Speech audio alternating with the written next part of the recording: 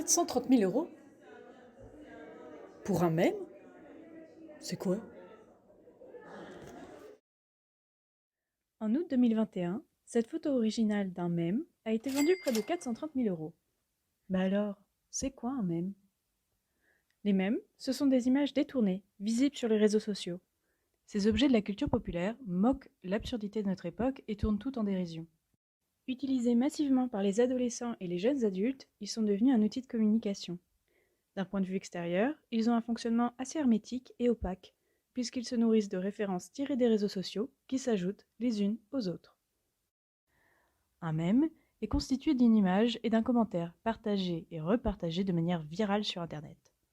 Une même image peut être reprise et détournée de manière infinie sur des sujets extrêmement différents. Ces images sont notamment tirées de faits d'actualité, de films, de séries, mais aussi d'œuvres d'art. Et alors, comment lit-on un mème? Si ce sont des références populaires, pourquoi c'est si compliqué de lire un mème? C'est parce qu'il existe une véritable codification partagée de manière implicite par l'ensemble des lecteurs.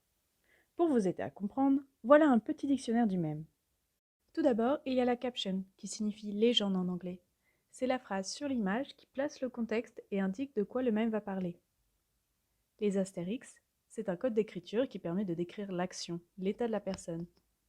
POV, point of view, permet de se placer du point de vue du narrateur, expliquer ce qu'il fait. Enfin, le mème français utilise également des termes anglais au milieu des propositions en français. Pour lire un mème, le cerveau fait une synthèse de l'ensemble des informations proposées. On lit la légende, on observe le support visuel et on cherche des références. Avec l'entraînement, il devient de plus en plus facile de les lire. Voilà, vous êtes enfin prêt à déchiffrer votre premier mème. Allez-y!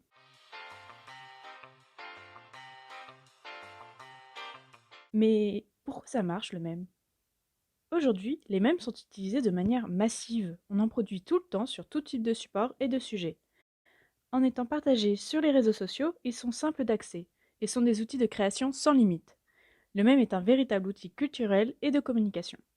Il y a de nombreuses catégories de mèmes. Pour en citer quelques-unes, il y a par exemple celles sur l'actualité, celles liées à chaque territoire, celles liées à des filières scolaires,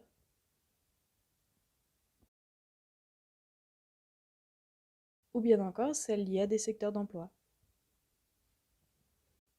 L'utilisation du mème fait appel aux émotions des internautes et à l'idée qu'ils s'identifient au contenu, à la blague, le mème est donc fédérateur.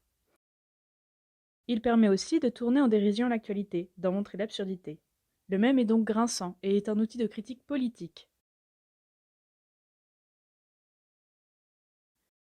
De nombreux comptes féministes ou d'autres domaines d'activisme utilisent des mèmes pour dénoncer et partager leurs convictions.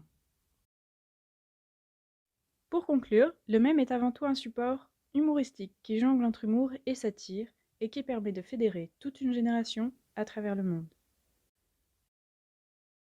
Alors, vous êtes prêt à créer votre premier mème? Quand j'ose proposer des brocolis à ma fille.